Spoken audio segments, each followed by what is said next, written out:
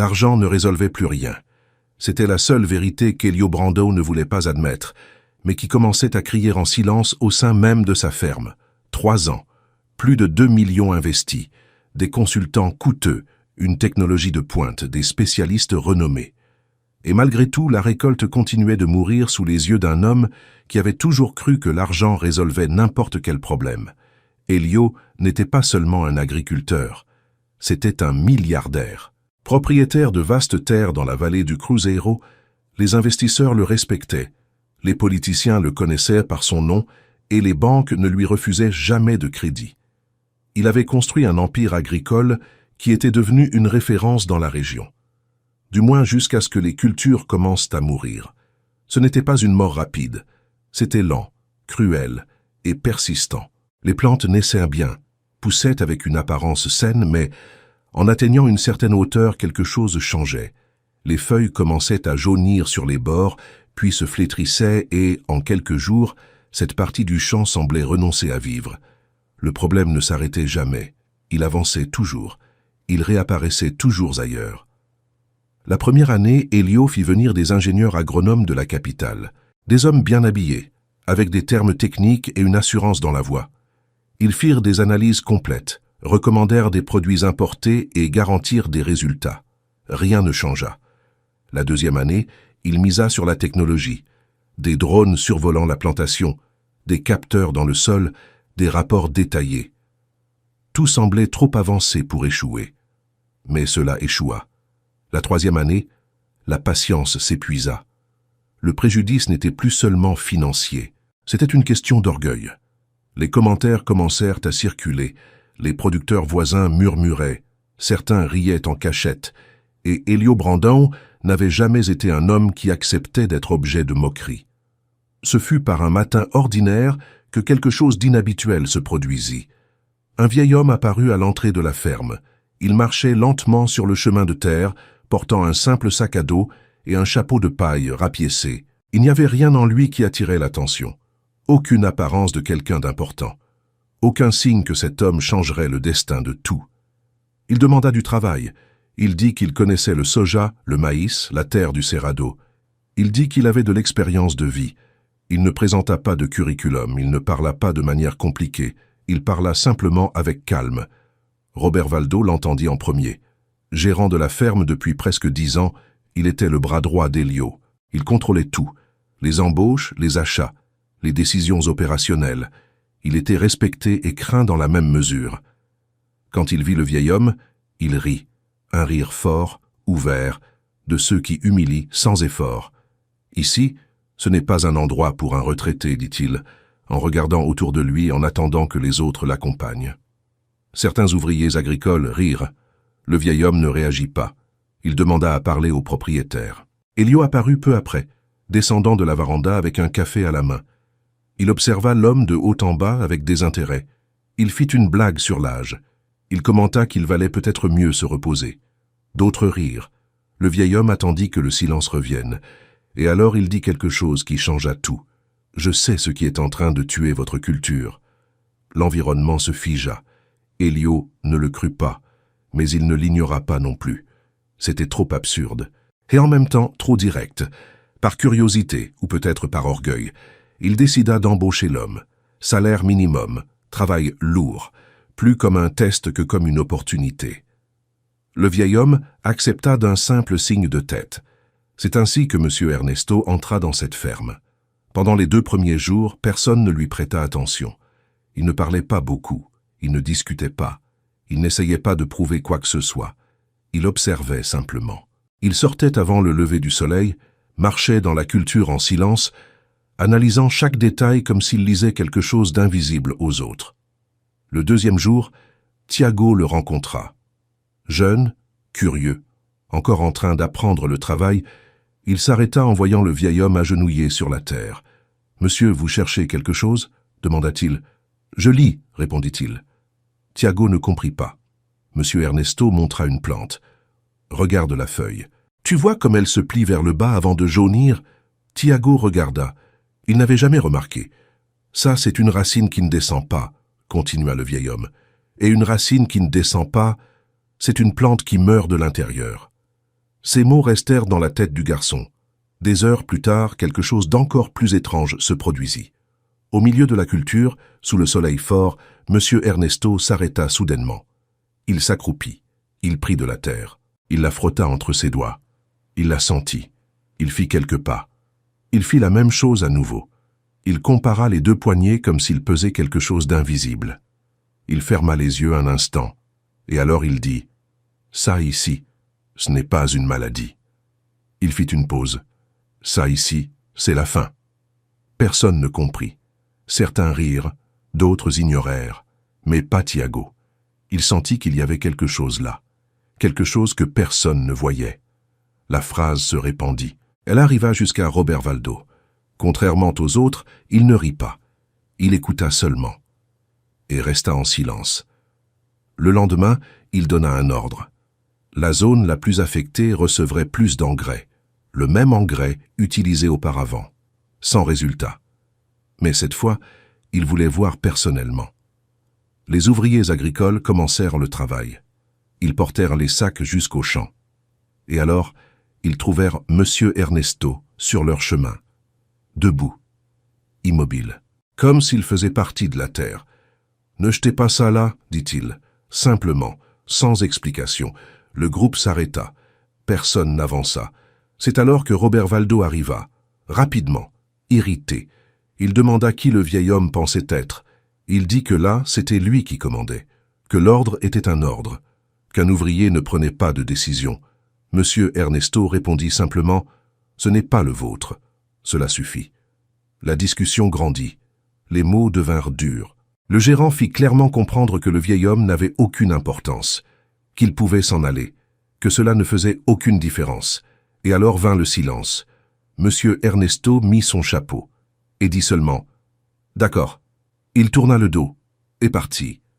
Robert Valdo crut qu'il avait gagné. Il ordonna de continuer. Mais personne ne bougea. Un par un, les ouvriers agricoles se détournèrent, sans s'être concertés, sans rien dire. La zone resta sans engrais. Et à ce moment-là, quelque chose changea. Pas de manière visible, mais réelle. 2 semaines passèrent. Tout semblait pareil. Mais ce n'était pas le cas. Elio continuait sa routine. Robert Valdo aussi. Mais il y avait une tension, quelque chose hors de place, jusqu'à ce qu'un matin tout devienne clair. Elio arrêta la voiture au milieu du chemin. Il descendit et resta à regarder, sans comprendre. Le champ était divisé. D'un côté, des plantes faibles, de l'autre des plantes fortes, vertes, fermes, vivantes. La différence était criante et impossible à ignorer. C'était la zone où l'engrais n'avait pas été appliqué, le même sol, la même pluie, le même soleil, mais des résultats opposés. Elio ressentit quelque chose qu'il n'avait pas ressenti depuis des années. Le doute. Il descendit de la voiture. Il resta à regarder, essayant de comprendre. Mais au fond, il savait déjà. Il se retourna et alla directement chercher M. Ernesto. Elio trouva M. Ernesto assis à l'ombre du logement, comme si rien ne s'était passé. Le vieil homme tenait un morceau de bois et ajustait calmement le manche d'une houe comme quelqu'un qui a tout le temps du monde. Cela irrita et, en même temps, calma le milliardaire. Il s'arrêta devant le vieil homme pendant quelques secondes sans rien dire. Le silence là n'était pas inconfortable, il était différent. C'était comme si ce moment avait du poids. « C'était vous, n'est-ce pas ?» demanda Elio directement. Monsieur Ernesto leva les yeux lentement. « C'était quoi, jeune homme ?» Elio respira profondément, regardant le champ au loin.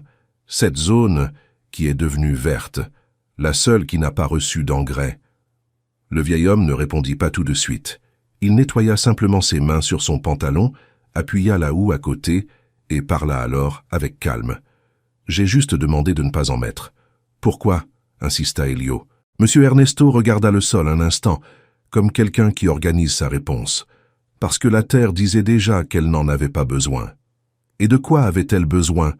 demanda le milliardaire, maintenant avec un ton différent. Le vieil homme leva le regard. Elle avait besoin de ce qu'elle ne recevait pas. La réponse simple dérangea plus que n'importe quelle explication technique. Elio resta silencieux pendant quelques secondes. Puis il dit quelque chose qu'il n'avait jamais imaginé dire. « Expliquez-moi. » Monsieur Ernesto ne sourit pas, il ne changea pas de ton, il commença simplement. Quand la racine ne s'approfondit pas, ce n'est pas un manque de force de la plante, c'est parce qu'elle ne trouve pas ce dont elle a besoin là-dessous. Alors elle essaie de survivre en surface, mais elle n'y arrive pas. La plante pousse à l'extérieur et meurt à l'intérieur. Elio écouta sans interrompre. Et quand vous mettez des choses mauvaises dans la terre de manière répétée, vous ne résolvez pas, vous aggravez. Le vent passa légèrement entre les deux. J'ai déjà vu ça avant, continua le vieil homme. Beaucoup de fois. Elio croisa les bras. Et qu'est-ce qui était mauvais ici? Monsieur Ernesto ne répondit pas directement. La bonne question n'est pas ce qui est mauvais dans la terre, dit-il. C'est qui met des choses mauvaises dedans. Cela frappa différemment. Cela resta dans l'air, lourd. Elio ne répondit pas. Il se retourna simplement et partit en marchant. Cet après-midi-là, il fit quelque chose qu'il ne faisait plus depuis des années. Il marcha dans la ferme sans voiture. Il passa par l'entrepôt d'intrants. Il resta à regarder les sacs empilés, sans les toucher, sans parler. Puis il passa par le bureau de Robert Valdo. Il s'arrêta à la porte. Il n'entra pas. Mais il observa. Quelque chose en lui commençait à s'emboîter. Cette nuit-là, il ne dormit pas. Il resta allongé à regarder le plafond repassant tout. Les 3 ans de préjudice, les décisions, les achats, les signatures. Toujours les mêmes mains approuvant tout. Toujours le même nom. Robert Valdo. Le lendemain matin, avant toute réunion, Elio passa un appel. Il fit venir un comptable de confiance. De l'extérieur, sans lien avec quiconque de la région. Il demanda une description. Il demanda une analyse complète, sans prévenir personne. 2 jours plus tard, l'homme arriva. Il entra discrètement. Il prit les documents. Il s'enferma dans une salle. Pendant ce temps, la ferme continuait apparemment normalement. Mais ce n'était pas le cas. Robert Valdo le sentit. Il parlait moins. Il circulait moins. Il observait plus. Thiago le perçut. Il ne comprit pas. Mais il le perçut. Elio aussi changea. Des pas plus lents. Des regards plus attentifs. Moins de paroles. Plus d'observations. Le 3e après-midi, le comptable sortit de la salle. Il appela Elio. Ils fermèrent la porte. Ils posèrent les papiers sur la table, et le silence parla en premier. Elio commença à regarder. Page par page, numéro par numéro, sans hâte, et chaque ligne semblait serrer plus fort sa poitrine. Les valeurs ne correspondaient pas, les quantités n'avaient pas de sens, les fournisseurs se répétaient de manière étrange, et le plus grave, ce qui était acheté n'était pas ce qui était livré. Loin de là, le comptable parla peu. Il y a quelque chose qui ne va pas. Elio ne répondit pas. Il n'en avait pas besoin. Il savait déjà. Il demanda seulement une chose. Qui a signé tout ça? Le comptable tourna la dernière feuille. Il montra du doigt. Le même nom, toujours, Robert Valdo. Le silence revint, plus lourd, plus définitif. Elio se leva. Il alla jusqu'à la fenêtre. Il resta à regarder la cour. Dehors, Robert Valdo marchait comme toujours, sûr de lui, confident, comme quelqu'un qui ne savait pas que tout avait déjà été découvert. Elio resta là un moment, puis il parla sans se retourner. « Merci. » Le comptable partit sans faire de bruit. Dans les jours suivants, rien ne changea à l'extérieur. Tout pareil, routine normale, conversations ordinaires, commandes signées. Mais à l'intérieur, tout avait déjà changé. Elio attendait seulement le bon moment. Il le fixa, sans prévenir. Une conversation, au siège, après le déjeuner. Seulement eux deux. Robert Valdo confirma rapidement. Mais cette nuit-là, il dormit mal. Quelque chose n'allait pas.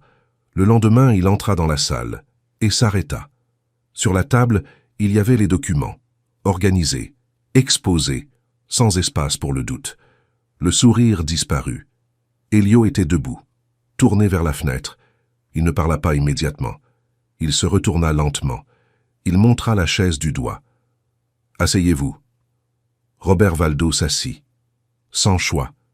Elio ne haussa pas la voix. Il ne frappa pas sur la table. Il posa simplement une question. « Combien de temps ?» Le gérant resta silencieux. Il regarda les papiers. Il respira profondément. Et alors, il rit. Un rire court, sans joie. 3 ans. La salle devint encore plus lourde. Et vous n'auriez jamais découvert, compléta-t-il.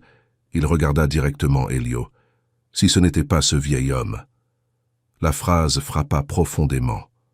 Très profondément. Elio ne répondit pas tout de suite, mais quelque chose en lui changea définitivement. Après quelques secondes, il parla. « Vous avez jusqu'à la fin de la journée. » Robervaldo essaya de parler.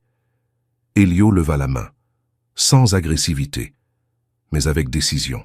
« Les documents sont déjà entre les mains de qui il faut. » Pause. « Ici, vous allez seulement sortir. » Silence. Robervaldo comprit. Il se leva. Il sortit, sans discuter, sans regarder en arrière. Dans la cour, il traversa avec une boîte dans les mains. Les ouvriers agricoles virent. Personne ne dit rien. Tiago arrêta de travailler. Il observa. Monsieur Ernesto continua, comme s'il le savait déjà. « C'est fini, hein ?» demanda Tiago à voix basse. Le vieil homme répondit sans regarder. La terre l'avait déjà raconté. Cette nuit-là, Elio fit quelque chose de différent. Il alla jusqu'au logement. Il frappa à la porte. Monsieur Ernesto ouvrit.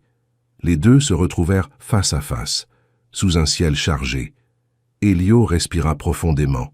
« J'ai eu tort avec vous. » Silence. « Et j'ai presque tout perdu pour ne pas avoir écouté celui qui savait vraiment. » Pause. « Merci. » Monsieur Ernesto acquiesça seulement, simplement, directement. « Reposez-vous, monsieur Elio. Demain, il y a du travail. » Elio faillit sourire. Il se retourna et partit. Dans les mois suivants, la ferme changea, mais pas avec du bruit, avec des actes. Elio se mit à écouter. Monsieur Ernesto se mit à orienter. Tiago se mit à apprendre. L'engrais correct fut acheté, testé, confirmé, appliqué avec soin, zone par zone, sans hâte, sans exagération. Et la terre répondit, d'abord lentement, puis de manière évidente. Les plantes recommencèrent à pousser, fortes, vertes, vivantes. La récolte suivante fut la meilleure depuis des années. Les chiffres le confirmèrent. Mais le plus important n'était pas dans les chiffres, il était dans le changement. Un samedi après-midi, Elio alla voir monsieur Ernesto. Il apporta une clé. « J'ai fait construire une maison là-bas à côté, » dit-il. « Elle est à vous. » Le vieil homme la prit, sans surprise, sans discours. « Merci. » Tiago reçut quelque chose aussi, une opportunité, un cours technique, payé, sans l'avoir demandé. Quand il alla remercier, Elio dit seulement « Reviens après ». Tiago dit oui immédiatement, sans réfléchir. Un jour, on demanda à Elio ce qui avait changé. Il répondit avec un non, rien de plus. Tiago raconta cela à monsieur Ernesto. Le vieil homme écouta, il continua à travailler. Alors le garçon demanda « Monsieur, vous saviez déjà comment ça allait finir ?» Monsieur Ernesto s'arrêta. Il regarda le champ, vert, fort, et répondit « La terre ne rend que ce qu'elle reçoit. » Pause. Avant, il donnait du mensonge. Autre pause. Maintenant, il donne le bon. Il retourna au travail, comme toujours. Le vent passait entre les plantes, tout à sa place, tout vivant, et la leçon resta. Le problème n'est pas toujours dans la terre. Parfois, il est dans les personnes à qui vous choisissez de faire confiance. Et tant que vous ignorez celui qui comprend vraiment, vous perdez du temps, de l'argent, et vous perdez presque tout. Au final, ce ne fut ni la technologie, ni l'argent. Ce fut quelqu'un qui sut voir, et qui eut le courage de parler. Maintenant, dis-moi, auriez-vous écouté le vieil homme dès le début?